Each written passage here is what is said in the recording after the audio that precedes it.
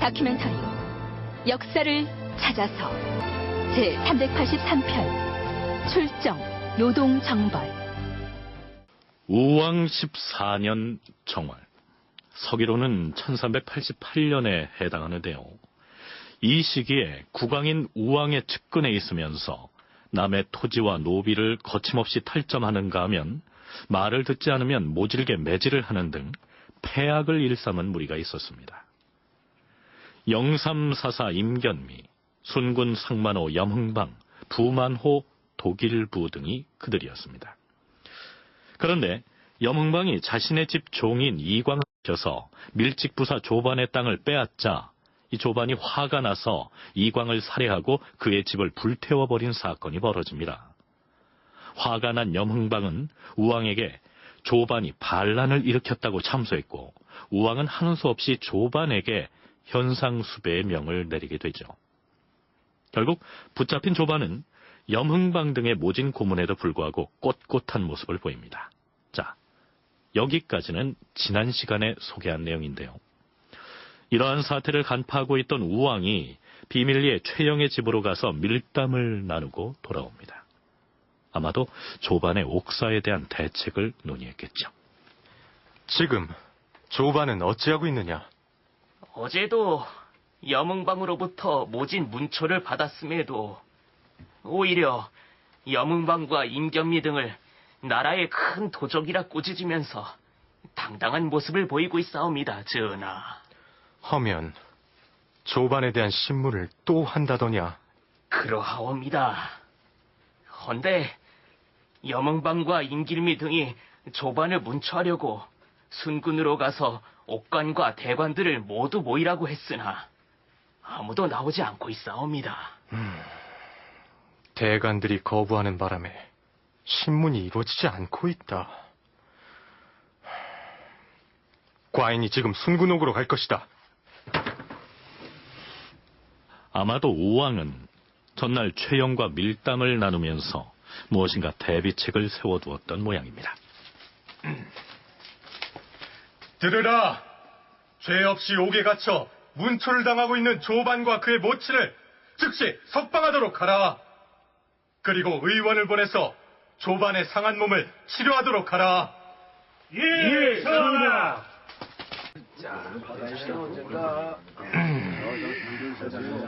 지금 저기서는 무엇을 하는 것이냐? 오늘이 녹봉을 주는 날이라 관리들에게 녹을 나눠주고 있는 것이옵니다. 멈추라 이르라. 재상들은 이미 부자가 되었으니 녹을 지급하는 것을 정지하고 우선 먹을 것이 모자란 군대에 나눠주도록 하라. 그리고 죄 없는 조반을 무고하여 마음대로 체벌을 가한 염흥방, 그자를 포박하여 옥에 가두도록 하라. 드디어 염흥방을 순군옥에 가두니 나라 사람들이 너도 나도 우리 임금은 명철하시다 하며 기뻐하였다. 우왕은 모처럼 국왕의 권위를 내세워서 포악한 권세가였던 염흥방을 숙청하는데요. 우왕에겐 믿는 구석이 있었습니다. 최영과 이성계가 그들이었죠. 왕은 최영과 이성계에게 명하여 군사를 풀어 수기하게 하고 임견미와 독일부를 옥에 가두라 명하였다. 어명을 받은 사자가 임견미의 집에 이르렀는데, 죄인 임견미는 어명을 받으라! 어명이라 하였느냐? 그 어명이라는 것이 무엇이더냐? 영삼사사 임견미와 산성사 독일부를 포박하여 하옥시키라는 어명이시다. 뭐라? 내가 무슨 죄가 있단 말이냐? 죄가 있다면 주상에게 있다. 이래마다 녹을 지급하는 것은 옛날부터 이어져 온 제도인데 아무 까닭 없이 재상들에게 녹봉 지급을 중지하였으니 이것이 어찌 임금의 도리인가? 옛날부터 임금의 잘못을 바로잡은 신하들이 있었다. 여봐라! 나의 군사들을 모두 불러 모으도록 하라! 임견미는 난을 일으키려고 사람을 시켜서 그 무리들에게 알리게 하였으나 이미 말을 탄 군사들이 길을 막고 있어 나가지 못하였다. 한편 임견미의 사위인 도만호 왕복해가 다른 뜻이 있어서 돌격기마대 수십 명을 거느리고 궁성을 순찰한다는 핑계로 최영의 군영으로 달려갔으나 최영이 갑옷을 입고 호상에 앉아 부하 장수들을 지휘하고 있었으므로 왕복해가 해치지 못하였다. 주상전하, 임견민은 물론이고 그들과 한패인 우시중 이성님, 대상 염정수, 지밀직 김영진, 왕국회 임치, 이 자들을 모두 순군옥에 가두었사옵니다. 고생하셨소, 최공. 죄인 무리를 엄하게 벌하시옵소서. 물론 그리할 것이오. 염흥방, 임견미, 독일부, 이성림, 염정수, 왕복회, 김영진, 임치, 이 자들을 끌고 가서 처형하라. 뿐만 아니라 그들의 족당으로 잡혀온 천성사 김용휘, 삼사우사 이존성, 판계성 임재미, 밀직 흥진 등 16명에 이르는 고위 신료들이 참수를 당합니다. 임견미 염흥방 등이 그동안 이런 집권 세력으로 이제 부상하면서 여러 가지 폐단을 일삼고 있습니다. 특히 그 가운데 보면 이제 토지 점탈 문제가 이제 심각하게 돼 있었고, 우왕 14년에 이런 숙청의 그 빌미가 된 것도 이 조반의 이제 토지를 빼앗는 과정에서 이렇게 문제가 이제 되고 있었던 것이거든요. 최영은 부상하고 있는 신흥무장 세력이라 하고 이제 볼 수 있는 이성계와 이제 연합해서 당시 이제 폐단을 삼고 있었던 이들을 숙청하게 된 것이 아닌가. 동아대 김광철 교수의 얘기를 들어봤는데요. 조정 전체를 뒤집어 놓을 만큼 한바탕 숙청의 회오리가 지나가고 난 뒤에 우왕은 다음과 같은 내용의 인사를 발표합니다. 최영을 문하시중에 임명할 것이며 이성기를 수문하시중으로, 이색을 판삼사사로, 그리고 우현보 윤진과 안종원을 문화찬성사로 임명할 것이며, 최영은 관료로서 최고 관직인 종일품의 문하시중이 됐고, 이성계는 수문하시중이 됐다 했는데요. 이 앞에 지킬 수자가 붙어있는 수문하시중이란 행수법이라는 고려의 독특한 관제 운영 때문에 나온 명칭으로서 이 완전한 문하시중은 아니고 거기에 준하는 관직이다. 이런 정도로 이해를 하면 될 것 같습니다. 이성계는 그동안 북쪽 변방의 유력 세력으로만 인정받아서 고려 조정의 제휴 파트너였을 따름이었는데, 이때에 이르러서 수문하시중의 관직에 임명됨으로써 명실상부 고려 조정의 권력자로 등장하게 된 것이죠. 그런데 김광철 교수는 이때 이색이 판삼사사에 임명됐다는 사실을 주목해야 한다고 얘기합니다. 이색은 어쨌든 이제 유신 세력의 대표적인 인물이라고 이제 볼 수 있거든요. 유신 세력들은 공민왕 16 신돈 집권기에 이제 국학 중형 사업을 하면서 이때 이제 핵심적인 인물이 이색으로 이제 모아지게 됩니다.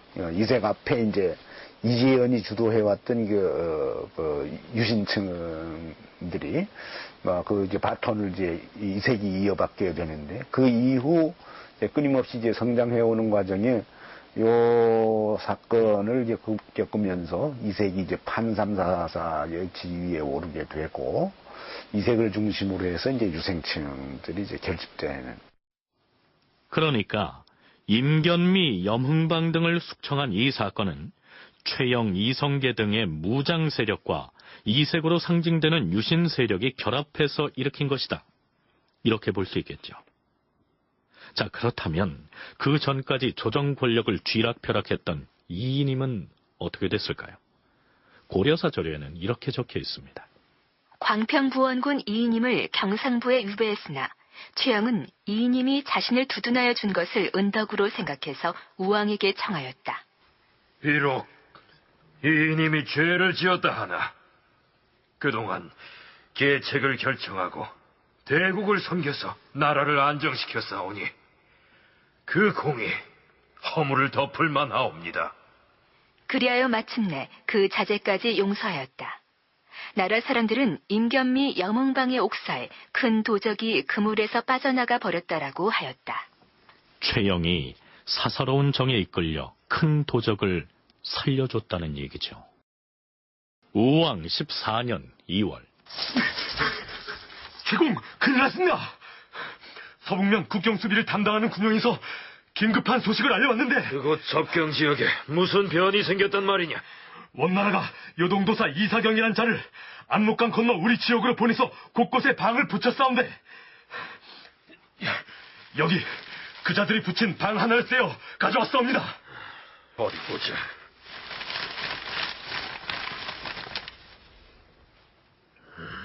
우리 명나라의 호부에서 황제 폐하의 명을 받아서 이 방문을 붙이노라. 천령의 이북, 이동, 이서의 땅은 모두 개원의 관할이니 여기에 속해있던 군민과 한인, 여진, 고려는 종전과 같이 요동에 귀속시킨다. 천령은 지금의 함경남도 안변에 해당하는 지역으로서 과거에 쌍성 총관부가 있던 곳과도 일정 부분 겹치는데요. 이것은 과거 한때 원나라가 직할 통치를 했으니 이제는 명나라가 차지하겠다. 이런 얘기입니다. 한국학중앙연구원 이강한 교수의 얘기입니다. 결국은 명에서 요동 지역에 대한 통제를 강화하려고 하는데, 원이 북쪽으로 올라간 다음에 이 지역 일종의 세력 공백 공간으로 남아있게 되거든요. 그래서 명에서는 요동 지역에 대한 통제권을 확립하려고 했고, 그것을 위해서는 고려가 요동 지역 쪽으로 세를 확장하는 것을 용납해서는 안 되겠기에 천령 이북 땅까지도, 그러니까 한반도의 영역 일부와 겹쳐지는 천령 이북 땅까지도 원래 원 거였으니까 지금 너희들이 잠깐 다시 가지고 있긴 하지만 이전에 원 것이었던 땅이니만큼 다시 우리에게 돌려라. 이렇게 얘기를 한 것이거든요. 근데 이 부분은 소위 말하는 쌍성 총관부가 있던 지역하고도 일정 부분 겹칩니다. 그렇다면 전에 명나라와 북원이 영역을 다투던 이 요동 지역은 이 시점엔 어떤 상황이었을까요? 북원에 대한 공격도 대대적으로 수행해서 북원을 더 오지 쪽으로 이제 축출하는 이와 같은, 그리고 만주 요동 일대에서 이제 활동하고 있었던 북원의 이제 장애 세력인 나하추도 이제 정벌한 상황입니다. 그러고서 이제 고려에다가 이런 요구를 해온다는 말이죠. 명나라는 이렇습니다. 이제 원나라의 그 요양행성 이 설치되어 있었지 않습니까? 그 요양행성 관할 지역을 그대로 회복하겠다. 이런 얘기입니다. 그래서 고려에도 천령위를 설치함으로 해서 고려 국내에 원이 가졌던 것처럼 이제 직할령을 좀 만들어 가겠다. 이렇게 되자 최영은 여러 재상들을 모아놓고 대책회의를 합니다. 대체 이 시점에 놈들이 이따위 방문을 붙인 저희가 뭐라 보십니까? 우리가 겨우 원나라에 넘어갔던 쌍성 지역을 찾아왔는데 이제 명나라에서 그 일대 모두를 빼앗아 가겠다는 거 아닙니까? 원나라의 속박에서 겨우 벗어나나 했는데 중원을 장악했다는 신생국 명나라는 아예 한술 더 뜨지 않습니까? 사신을 보내서 강력하게 항의를 해야 합니다. 그렇습니다. 우리 영토인 천령 지역을 눈뜨고 빼앗길 수는 없지요. 최공의 생각은 어떠시오? 편지를 보내고 사신을 파견해서 항의한다고 놈들이 순순히 말을 들을 것 같습니까? 군사 행동으로 나가야 합니다. 군사 행동이라고요? 군사를 일으켜서 정효위를 쳐야 합니다. 여기에서 최영이 군사를 일으켜서 공격하자고 거론한 정효위란 명나라가 요동에 설치해 놓은 군사지휘소를 일컫습니다. 최영은 천령 지역을 내놓으라는 명나라의 요구에 대응해서 요동 지역 명나라 군사의 전진기지인 이 정효위를 군사력을 동원해서 타격하자는 얘기를 하는데요. 대부분의 조정 대신들의 여론은 최영이 주장한 군사행동보다는 화친을 시도하자는 쪽으로 기울어져 있었습니다. 명나라에서 압록강 건너 고려의 변경 천령 인근의 땅을 요동에 귀속시키겠다는 방을 붙였던 이 사건은 그냥저냥 넘어가는가 했는데 얼마 뒤 명나라에 갔던 고려 사신 설장수가 귀국하면서 이 문제는 고려의 가장 시급한 현안으로 부상합니다. 이 설장수가 가지고 온 명나라 황제 구도조서는 이렇습니다. 짐이 고려에게 세공으로 말을 바치게 하였더니 가져온 말이 쓰지 못할 것들이었다. 그 후에 말 5,000필을 샀는데 또한 모두 약하고 작아서 우리가 준 한 필 값이면 그곳에서 고려말 2~3필을 살 수 있었다. 이번에 사은으로 바친 말도 발통이 크고 다리가 부었다. 기왕 가져다 바칠 바에는 어찌 이 지경까지 이르게 하는가? 이것은 필시 그 사신이 말을 가지고 오다가 서경에 와서 팔아 바꿔가지고 온 것이 틀림없을 것이다. 그래서 그 죄를 물어 장자원을 금이 위에 가두어서 몇 해 동안 벌을 받게 했던 것이다. 당시의 명나라는 북원과 전투를 하면서 군마가 절실히 필요했던 것인데 부족한 말을 고려에서 충당하려고 했던 모양입니다. 어찌됐든 명나라 황제 주원장은 고려의 말이 불량품이라고 불평을 하고 난 뒤에 마지막에 다음과 같은 엄포를 놓습니다. 앞으로는 사신을 보내지도 말라. 또한 천령 이북은 원래 원나라에 속하고 있었으니 모두 요동에 귀속시키게 하라. 그리고 개원, 시명, 신주 등처의 군민에게는 본업 종사를 승인하라. 그저 고려의 반응을 떠보려고 방문을 붙이는 수준을 지나서 이제 공식적으로 그 지역을 할양하도록 압력을 넣은 것이죠. 한술 더 떠서 명나라는 천령 인근 지역을 차지하기 위해서 그곳에 천령위라는 기관을 설치하겠다고 선언합니다. 전하, 신서북면 도안무사 최원지이옵니다. 무슨 일인지 고하라. 명나라의 요동도사가 지휘 2사람을 보내 군사 1,000여 명을 거느리고 강계로 왔사온데 명나라 군사 1,000명이 강계까지 왔다는 말이냐? 그래서 어찌 되었느냐? 그 자들은 천령위를 세우려고 요동에서 천령에 이르기까지 역참 70군대를 두었다 하옵고 이런! 그래서 최공과 과인이 요동을 치자고 하지 않았는가? 과인의 계책을 듣지 않아서 이 지경이 된 것이 아닌가? 명나라의 고려에 대한 압박은 점점 그 도를 더해갑니다. 명나라 후군 도독부에서 요동백호 왕등명을 보내와서 찰령위 설치를 통고하였다. 나는 몸이 아파 명나라 사신을 접견할 수 없으니 경들이 그 자를 교회에서 맞이하고 알아서 접대를 하시오. 우왕은 병을 칭탁하고 백관에게 명하여 명나라 사신을 교회에서 맞이하게 하였다. 판삼사사 이색이 백관을 거느리고 나가서 왕등명을 맞이하였다. 이색은 왕등명에게 찰령위 설치의 부당함을 역설하고 돌아가서 황제에게 잘 아뢰어주기를 요청하였으나 왕등명은 천자의 처분에 달려있을 뿐이다라고 거절하였다. 사정이 이렇게 되자 최영은 우왕에게 달려갑니다. 전하, 저자들의 하는 짓을 두고만 볼 수는 없사옵니다. 그럼 어찌했으면 좋겠소? 천령위를 설치하겠다고 요동으로부터 우리의 강계 쪽으로 건너온 명나라 놈들을 응징하겠사옵니다. 최공의 뜻대로 하시오. 알겠사옵니다. 여봐라! 지금 당장 강계로 가서 요동에서 건너온 자들을 쳐부수라!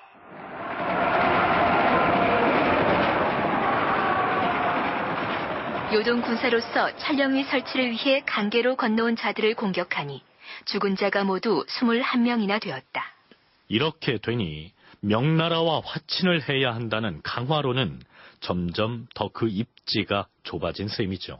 대명 강화론 쪽, 그걸 통해서 명나라의 국토 한량 문제, 천령위 설치 문제를 좀 해결하자라고 하는 쪽으로 이제 기울어지고 있었지만은 이후에 전개된 상황을 보면은 명나라의 그 압박이 여전히 계속되고 이제 고려에서 파견된 사신을 명나라에서 잘 받아들이지 않고 또 실제 14년 3월 정도가 되면은 명나라에서 요동에 요동도사라고 설치되어 있었는데 그 요동도사에서 철령이 설치를 위해서 1000명 정도의 군대를 거느리고 와서 이제 강계 쪽에 이제 들어왔다라고 하는 그런 보고가 이제 증명하게 되면서 이제 명나라와 외교를 통해서 화친 관계를 맺는다는 것은 무망한 상황으로 내닫고 있었던 것이죠.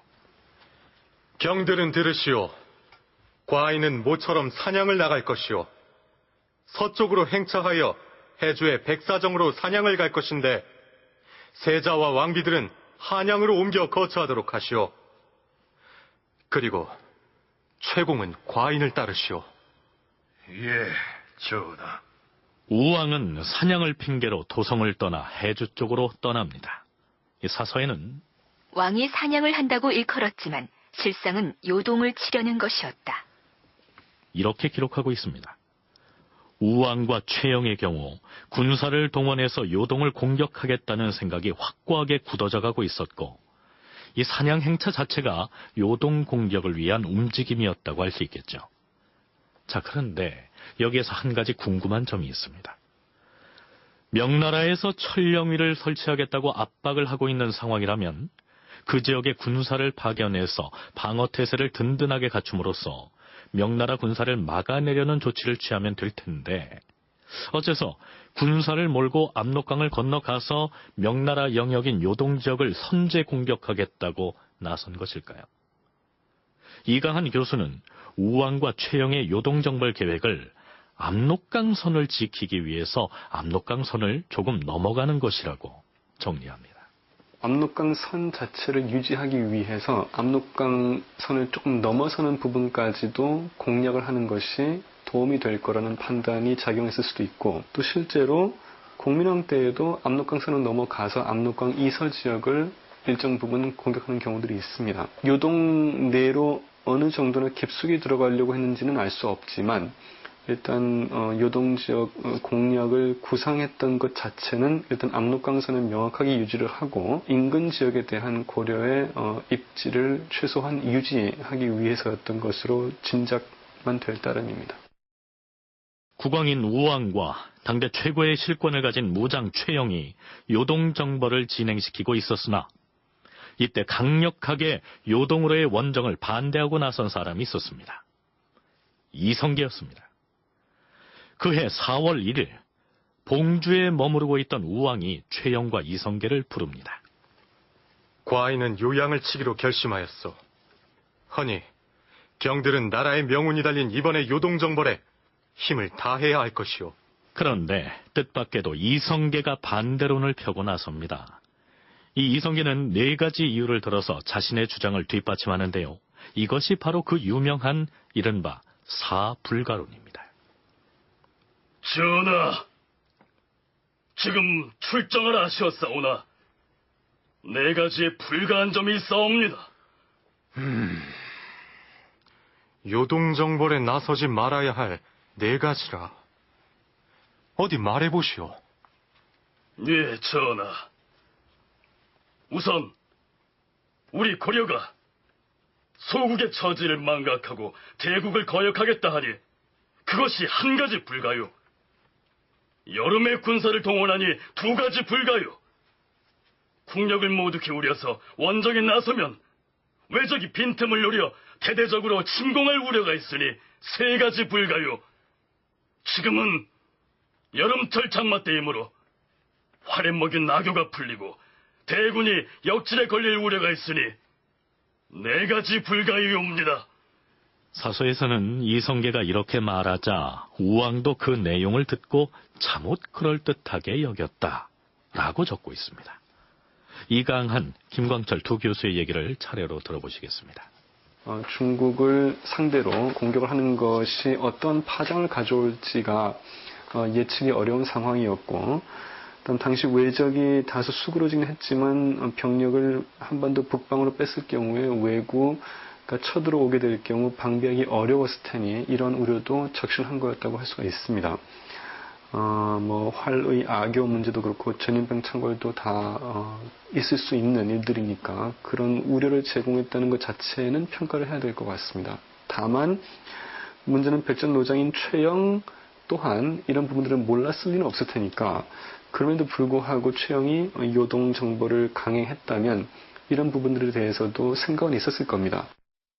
이소사대, 소국이 대국을 치는 것은 불가하다라고 하는 것을 제외하고 세 가지 문제는 당시 현실의 문제이기는 합니다. 외구 침입이 이제 계속되어 있었고, 또 전력상으로 보면은 이제 농사철에 이제 발병하는 것도 이제 문제가 있고, 또 우기 때문에 이제 군사 무기들을 제대로 활용할 수 없다라고 하는 게 현실적인 문제이기는 한데, 정제된 형태로, 소위 네 가지 불가다라고 하는 것이 정제된 형태로 나타난 것은 뒷날 사설지만 기록하는 과정에서 당시의 현실을 감안해서 명분으로 삼기 위해서 정리된 것으로 제가. 여기에서 한 가지 의심해 볼 만한 대목이 있습니다. 우왕과 최영이 강력하게 요동정벌을 추진하고 있었는데 과연 이 시점에서 이성계가 앞에서 소개한 네 가지 불가론을 제시하면서 실제로 요동정벌을 반대했느냐? 아니면 나중에 위화도 회군을 하고 나서 그 회군의 당위성을 뒷받침하기 위해서 이성계가 출정 이전부터 강력하게 원정불가론을 펼쳤다는 내용을 끼워 넣은 것은 아닌가 하는 의문이죠. 설령 이성계가 이런저런 이유를 들어서 요동정벌의 반대 의견을 피력했다고 해도 그것을 이른바 사불가론이라는 정제된 형태로 정리한 것은 뒷날 조선시대에 고려사를 기록하면서 정리한 것으로 봐야 한다. 김광철 교수의 의견이 그렇습니다. 어찌됐든 이성계는 이렇듯 원정불가의 입장을 제시했으나 우왕이 이를 수용하지 않으려 하자 최영에게 부탁을 합니다. 최공께서 내일 주상전하께 요동 원정의 결심을 바꾸시도록 아뢰어 주십시오.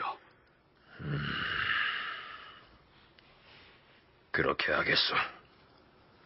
고려사에는 당시 최영이 이성계에게 그렇게 하겠다고 대답을 해놓고도 실제로 우왕에겐 전하, 원컨대 누가 무슨 말을 하여도 받아들이지 마시옵소서. 이렇게 말한 것으로 돼 있습니다. 이튿날 우왕은 이성계를 다시 불러들여서 최후 통첩을 합니다. 이미 군사를 일으켰으니 중지할 수는 없는 일이오. 전하, 정이 그러시다면 일단 서경에 머물면서 가을이 되기를 기다려서 군사를 일으키시옵소서. 그리하오면 곡식이 들에 널려 있어서 군량을 충족할 수 있으니 북소리를 크게 울리면서 전진할 수 있을 것이옵니다.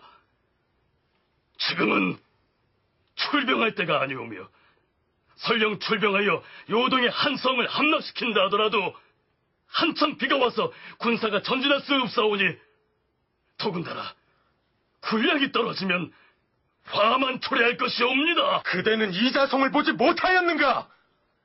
이자송은 최영을 집에까지 찾아가서 요동을 치는 것이 불가하다고 주장했다가 결국 임견미 등의 비리에 결탁한 죄를 뒤집어쓰고 유배됐다가 죽음을 당한 인물입니다.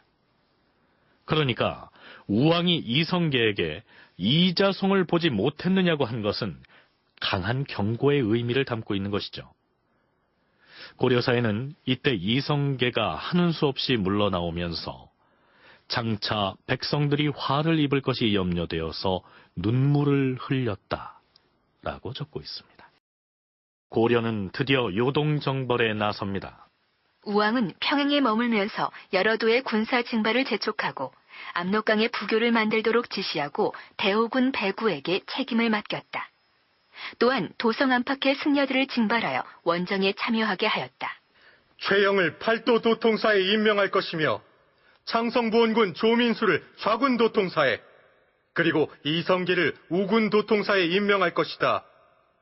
서경 도원수 심덕부, 부원수 이무, 양광도 도원수 왕한덕, 부원수 이승원, 경상도 상원수 박위, 전라도 부원수 최운해, 계림원수 경희, 안동원수 최단, 팔도 도통사 조전원수 조희고와 안경, 왕빈 등을 조민수가 지휘하는 좌군에 예속시킬 것이며, 이성계의 우군에는 안주도 도원수 정지, 상원수 좌우군이 모두 38,830명이고 심부름꾼이 약 11,600명이었다.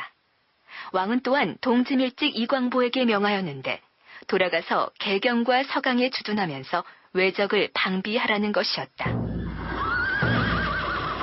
좌군은 출격하라! 우군은 출격하라! 우리 고려군 10만 대군은 요동으로 진격할 것이다. 가자! 드디어 고려 군사가 요동 정벌에 나섭니다. 실제 원정에 나선 인원 중에서 정규군은 38,800여 명에 불과한데도 고려군은 출정을 하면서 10만 대군이라고 큰 소리를 치고 있습니다. 사서에는 고려군은 출정하면서 군사를 10만이라 군호하였다. 이렇게 적고 있는데요. 여기에서 군호란 전장으로 출병할 때 적에게 시위하기 위해서 실제 군사보다는 그 수를 부풀려서 몇만 혹은 몇십만이라고 칭하는 것을 의미합니다. 자, 그건 그렇고 여기에서 한 가지 생각해 볼 문제가 있습니다. 우왕과 최영은 군사를 출정시키면서 요동 땅을 공격해서 성공을 거두면 어떻게 하자는 것이었을까요? 이걸 해결해 나가려고 하면은 군사적 대응이 필요하지 않느냐. 어떤 가시적인 군사 행위를 함으로 해서 명나라의 요구를 좀 완화시키고 외교 협상을 그런 가운데 재개할 수 있도록 그런 분위기를 조성한다라고 하는 것이 이 요동정벌 계획으로서 나왔던 것 아닌가. 그런 점에서 이 동원된 군사 규모를 통해서도 이 요동정벌 계획이라고 하는 것이 본격적인 요동 지배에 나섰다기보다는 어떻게 보면 우리의 이제 국경선을 지키기 위한 무력 시위의 이제 하나라고 이제 볼 수 있겠다는 얘기죠. 고려가 요동을 정벌하겠다고 나선 것은 장차 요동 땅의 어느 만큼을 고려의 영역으로 확보해서 지배하려는 게 아니었단 얘기입니다. 명나라가 천령이 설치 운운하면서 고려의 영토를 빼앗으려고 하자 요동을 공격함으로써 명나라의 그러한 의도를 무산시키려 했다는 것이죠. 그러니까 요동 원정 자체가 일종의 군사 시위 성격이라는 것이 고려사 연구자들의 공통된 견해입니다. 그렇게 본다면 4만이 채 안 되는 원정군의 규모도 적다고만 얘기할 필요가 없겠죠.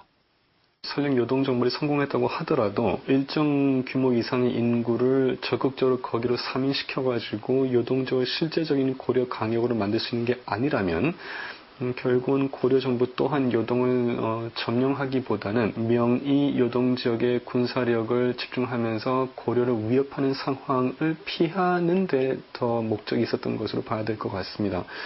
그런 목적을 수행하기 위해서는 일단 38,000여 명 규모의 군사 파견도 그렇게 적은 것은 아니었을 가능성이 있습니다. 근데 이 부분은 과연 당시 요동 지역에 파견되어 있던 명병력의 수가 현재 잘 확인이 안 되기 때문에 명확히 말씀드리기 어렵습니다. 그런데 나라의 명운이 걸린 요동으로의 출정을 앞두고 무릇 국왕이라면 군사들에게 사기를 북돋워 보내야 마땅할 텐데 이 우왕이 보인 행동이 좀 이해하기가 어렵습니다. 출정하기 전날 우왕은 대동강에 나가서 온갖 뱃놀이를 즐기고 온종일 오랑캐 음악을 연주하였다. 이튿날 드디어 좌우군 도통사가 군사를 출발시키려 하는데 우왕이 술에 취하여 늦도록 일어나지 않으므로 조민수와 이성계가 하직 인사를 하지 못하였다. 우왕은 술이 깨자 석포에서 뱃놀이를 하고 저녁에 돌아와서는 새벽까지 오랑캐 음악을 연주하면서 군사가 출정한 뒤에도 우왕은 아랑 곳 없이 대동강변에서 유희에 빠져 있었던 것처럼 묘사하고 있습니다. 이 사서에서는 우왕이 호악, 즉 오랑캐 음악에 빠져 있었던 것처럼 쓰고 있는데요. 원나라 음악을 일컫는 것이겠죠. 글쎄요. 이성계는 전장으로 나가기 전에도 백성들 걱정에 눈물을 쏟고 있었는데 국왕은 유희에나 탐닉하고 있었다. 이런 점을 대비시키기 위해서 지나치게 과장해서 기술해 놓은 느낌이 들지 않습니까? 이성계와 조민수가 원정군을 이끌고 평양을 출발해서 압록강을 향해서 출정을 했는데 그렇다면 고려군의 최고 사령관격인 팔도 도통사 최영은 어떻게 하고 있었을까요? 전하, 긴히 아뢰할 말씀이 있사옵니다. 어서 오시오, 최공. 그래, 좌군과 우군은 차질 없이 출정하였소. 그러하옵니다. 헌데 지금 출정한 대군이 행군을 하느라 만일 한 달 이상 길에서 지체를 하게 된다면 우리가 계획했던 대업에 차질이 있을 것이옵니다. 그래서요? 신이 요동정벌의 현장으로 가서 직접 지휘하고 독려하겠사옵니다. 그건 아니 될 말씀이요! 아니, 전하, 신은 이번 정벌에서 군사 통솔을 총괄해야 하는 팔도 도통사이옵니다. 공이 가겠다 하면 그럼 과인도 함께 가겠소. 전하께서는 서울로 돌아가시옵소서. 늙은 제가 군사를 지휘하겠사옵니다. 공은 선왕께서 어떻게 돌아가셨는지를 잊었단 말이오. 선왕께서는 공이 남정을 하였기 때문에 변을 당했습니다. 내가 어찌 하루라도 공과 떨어져 있을 수 있단 말이오. 최영이 남정을 했기 때문에 선왕이 변을 당했다는 말은 최영이 왜구를 무찌르기 위해서 남쪽으로 군사를 이끌고 가서 왜구와의 전쟁을 하느라 도성을 비웠기 때문에 공민왕이 살해당했다. 이런 취지의 발언입니다.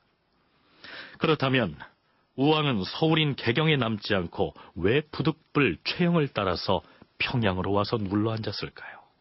우선 우왕이 이제 최영을 따라서 서경으로 이제 갔다고 하는 것은 수기의 문제 때문이기도 하고, 또 한편으로는 최영과 함께 요동정벌의 적극적인 입장을 취했던 게 이제 우왕입니다. 그래서 우왕이 직접 서경으로 간 배경의 하나는 요동정벌에 나서는 군인들을 이제 독려하기 위한 요동정벌의 적극성을 보이는 그 자세의 하나로 이해할 수 있고. 김광철 교수는 요동정벌을 적극 주장했던 우왕으로서는 자신이 직접 도성을 떠나서 평양으로 올라가서 총사령관격인 최영과 함께 군사를 지휘함으로써 요동정벌에 대한 적극적인 의지를 나타내 보이려고 했을 것이다. 이런 의견인데요. 그러나 최영이 함께 군사를 진두지휘하지 않고 멀찌감치 후방인 평양에 남아있었던 것은 이성계에 대한 어떤 음모였을 가능성도 있다는 견해가 제기됩니다. 이강한 교수의 얘기 들어보시죠. 최영이 뒤에 남고 이성계만 출정했을 경우에 어떤 행동을 보일지 우려가 됐을 것임에도 불구하고 놔두었던 이유가 참으로 궁금하고요. 어쩌면 음모론적인 얘기를 하자면 이제 출정을 통해서 이성계 세력을 견제하거나 제거를 하려고 하지 않았을까, 뭐 이런 식의 의심도 가능하지만 또 그 또한 무리라고 한다면 현재로서는 일단 우왕은 각종 정치적 분란이나 그 군사력의 공백 상황에서 자신에게 가해질 위해를 우려해서 최영을 따라 나선 것 같고, 최영이 서경에 남은 것은 일단 총지휘관으로서 후방을 유지하기 위해서였던 것 같습니다. 이성계가 군사를 이끌고 압록강을 건너가서 명나라 군사들과 싸워서 패하거나 혹은 군사 지휘에 실패했을 경우 그를 숙청할 명분을 찾기 위해서 최영이 의도적으로 평양에 남아있었을 것이란 얘기입니다. 물론 여러 가설 중에 하나입니다. 그런데 또 한 가지 궁금한 것은 이성계가 출정 이전부터 요동정벌에 대해서 지극히 부정적인 입장을 견지했음에도 불구하고 왜 그를 우군 도통사로 임명해서 군사를 지휘하도록 임무를 부여했느냐 하는 점입니다. 이성계가 정벌에 이제 탐탁치 하지 않는다는 것은 아마 최영도 알고 있었는데, 그걸 보완할 여러 이제 그 장수나 이제 군사 배치도 감안했지 않았는가 이렇게 봅니다. 특히 이제 나중엔 돌아섰지만 조민수와 같은 인물을 이제 배치함으로 해서 내부에서 회군이 발생할 여지들을 막으려고 한 그런 준비들은 해놨지 않았겠느냐. 그러면서 한편으로 최영이 직접 나서지 않은 것은 고려 국내의 이제 국정 운영이라고 하는 것도 고려해야 된다는 말이죠. 만일 원정에 소극적이었던 이성계가 회군 등의 돌출 행동을 하려고 하더라도 좌군 도통수 조민수가 충분히 제어할 것이라고 믿었다. 이런 내용이죠. 요동 원정 직전에 우왕은 최영과 특별한 관계를 맺습니다. 열전편 최영전의 일부 내용을 살펴보도록 하죠. 우왕이 최영의 딸을 아내로 삼고자 하여 사람을 보내 청하였다. 그러나 최영은 이래 불응하였다. 전하, 제 딸은 인품이 보잘것이 없사옵니다. 또한 정실소생도 아니기 때문에 아비인 저 또한 늘 곁방에 두고 있었사옵니다. 하여 임금의 배필이 될 수는 없사옵니다. 그럼에도 불구하고 전하께서 기어이 데려가시겠다 하시면 이 노씨는 머리를 깎고 산으로 들어가겠사옵니다. 통촉하여 주시옵소서. 그러나 정승가와 안소 등이 우왕의 비위를 맞추느라 억지로다시피 최영의 딸을 우왕에게 바쳤다. 우왕은 최영의 딸을 영비로 봉하였다. 우왕은 이전에는 최영의 강직함을 꺼려서 그의 집에 가는 일이 없었으나 이때부터 영비를 총애하여 자주 찾아가곤 하였다. 고려의 군사가 요동 정벌을 위해서 출정할 때 우왕은 최영과 함께 평양으로 가 있었는데 나머지 왕비들은 모두 한양으로 보냈으나 최영의 딸인 영비만은 우왕이 평양에 데리고 가 있었던 것이죠. 이 두 사람이 요동 정벌의 주전파였던 데다 장인과 사위의 관계까지 맺었으니 우왕과 최영은 공동 운명체였다 해도 틀린 말은 아니었겠죠. 한편 여기는 압록강 하구의 하천 가운데 있는 섬 위화도. 장졸들은 뗏목에서 내려 상륙하라!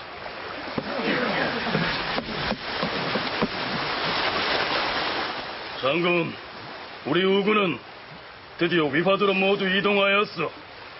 좌군도 역시 일단 위화도에 상륙하여 수경을 하도록 지시했습니다만 희생자가 적지 않습니다. 압록강을 건너 이 위화도로 도하는 도중에 도망친 병졸들이 상당수였습니다. 저 자식을 버리고 명분 없는 전쟁의 희생물이 될 판이네. 어찌 탈자가 없겠습니까? 사서에는 좌군과 우군이 모두 압록강을 건너서 위화도에 진을 쳤다고 했는데요.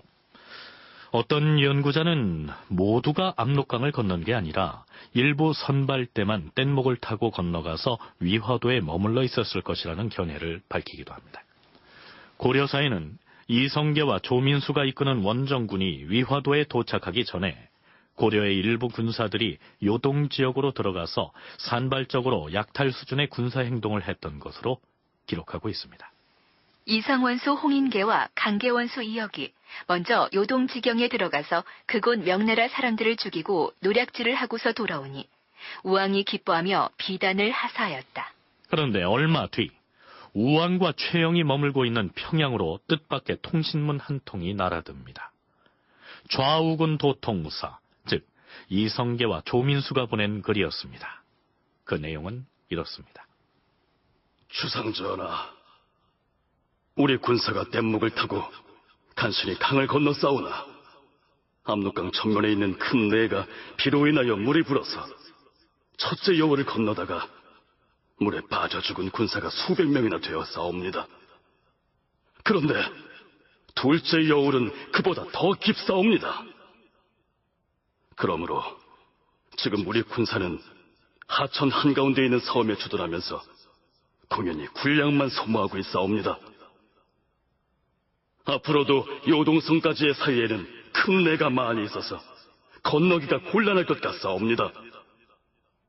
큰일에 이 애로들을 조목조목 기록하여 서면으로 도평의사사 지인과 박순에게 부탁하여 보고하였으나 아직껏 비주를 받지 못하고 있으니 진실로 송구하옵니다.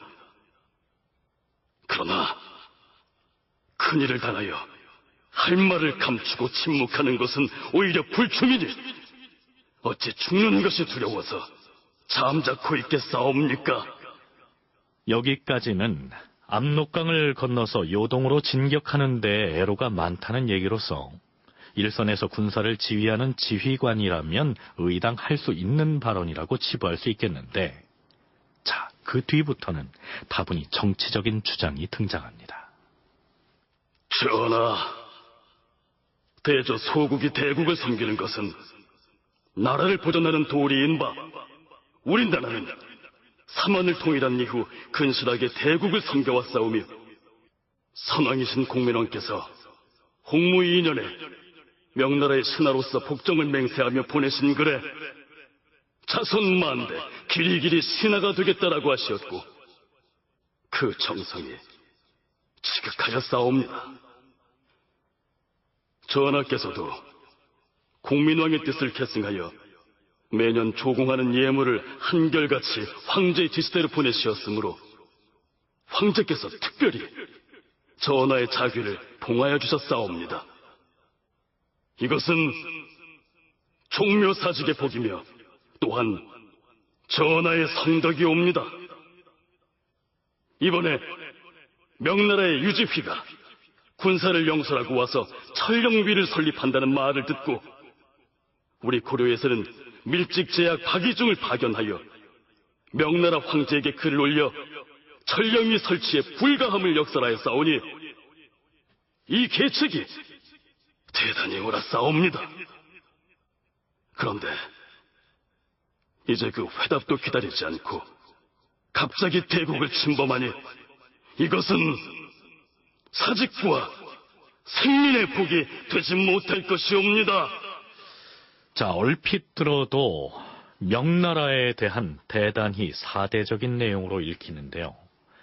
이성계는 바로 이 방식을 고려가 국가 생존을 위해서 어찌할 수 없이 취해야 할 외교 노선이라고 여겼던 모양입니다. 이성계와 조민수가 보낸 상소문의 마지막 내용은 이렇습니다. 하물며 지금은 여름 장마철이라 활은 풀리고 갑옷은 무거워서 사람 것말이 모두 다 필요하옵니다. 이 군사를 몰고 견고한 성벽 아래 가서 싸운다면 승리를 기대할 수 없을 뿐더러 성을 공격하더라도 반드시 함락시킬 것이라고 기대할 수 없사옵니다. 게다가 군량 공급이 부족하여 오도가도 못할 궁지에 빠졌으니 어떻게 처리하겠사옵니까? 전하께서는 특별히 회군의 명령을 내려 온 나라의 기대에 부합하시기를 바라옵니다. 전하, 이성계가 보낸 글이 어떤 내용이옵니까? 최공, 이 일을 어찌하면 좋단 말이오. 이자들이 과인에게 회군을 허락하라고 압박하고 있어요. 여기 보세요.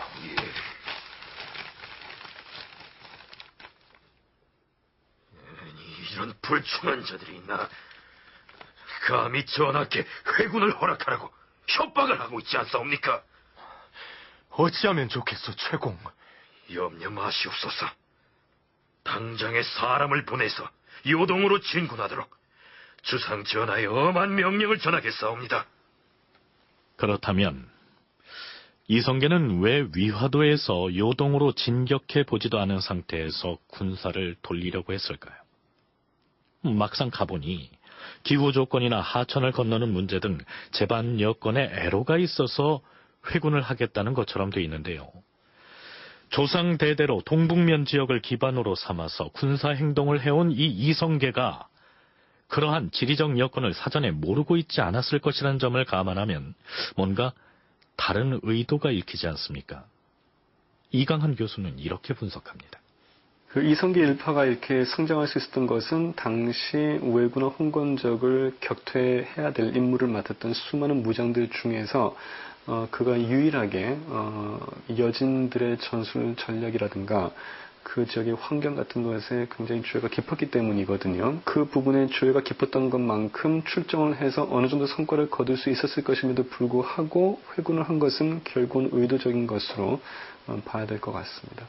그 점에서 일단 하나의 좋은 명분을 만들었던 셈이라고 할 수 있습니다. 그런데 김광철 교수는 한 걸음 더 나아가서 이성계의 회군이 이미 사전에 계획돼 있었던 것이 아닌가, 이런 의문도 제기합니다. 그 유신층 가운데는 그 친명 노선을 가지고 있는 사람들이 이제 대부분이었습니다. 그래서 이들이 요동정벌 나서기 전에 이성계와 접촉한 장면들이 여러 곳에서 이제 나타나고 있어서 친명 노선을 띠고 있었던 이런 세력들이 요동정벌에 나서서는 안 된다. 나서더라도 일정한 명분을 이제 확보하면서 회군해야 된다라고 하는 이런 그 조언들을 했던 것으로 짐작할 수 있고, 또 그들의 이제 구상 속에서는 회군으로 그치지 않고 새로운 왕조 개창이라고 하는 이런 것까지 상당히 이제 준비되어 있었던 것 아닌가. 이성계는 이미 출정하기 이전부터 요동정벌에 반대하는 문신들과도 사전에 모의를 해서 여차하면 군사를 되돌리기로 계획을 세웠을 가능성이 있다는 얘기죠. 나중에 다시 짚어보겠습니다만 이성계는 회군을 한 다음 여러 가지 후속 조치들을 신속하게 취해 나가는데요. 이 역시 위화도 회군이 사전에 계획되지 않았나 하는 의심을 갖도록 하는 대목입니다. 이성계와 조민수의 회군 의지가 굳어질수록 평양에 남아있던 우왕과 최영 진영의 상황도 급박하게 돌아갑니다. 위화도에 있는 좌우 도통사에게는 아직 소식이 없느냐? 그러하옵니다, 최공. 기만은 왜 아직 소식이 없는 것이냐? 회군을 허락할 수 없으니 요동 벌판으로 진군하라는 어명을 전하고 오라고 보내지 않았느냐? 들리는 말로는 기만이 억류되었다 하옵니다. 뭐라! 감히 그 자들이 어명을 주어 보낸 전하의 사자를 군영에 억류를 했단 말이냐? 네, 이성계 이 자들이 귀환하면 반역죄로 다스릴 것이다. 이성계는 최영 진영에서 진군을 독촉하기 위해서 보낸 환관 김환을 위화도의 군막에 억류하고 보내지 않았던 것입니다. 엎친 데 덮친 격으로 양광도 알념사로부터도 급보가 날아옵니다. 주상 전하, 양광도 일대 해안에 왜구들이 몰려왔사옵니다.